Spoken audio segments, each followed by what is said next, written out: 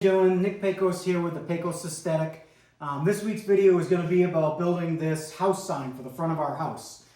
It's going to be part one of a part two series, the second part being about building a little pergola slash garden trellis that the sign is going to hang from on some old rustic wrought iron chains. That video will be coming out in the future, but this video here is all about how I made this house sign.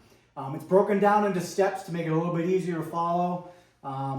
And yeah, I hope you guys find the video helpful.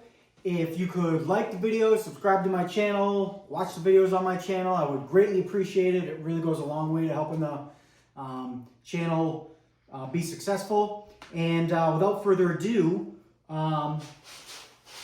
let's get into this video. And without further ado, let's get started. So if you guys like the content, if you could like the video, subscribe to my and without further ado, let's get started.